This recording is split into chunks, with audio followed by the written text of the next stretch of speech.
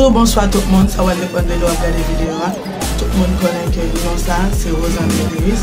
Et moi participer dans un concours et moi qualifié pour quart de finale.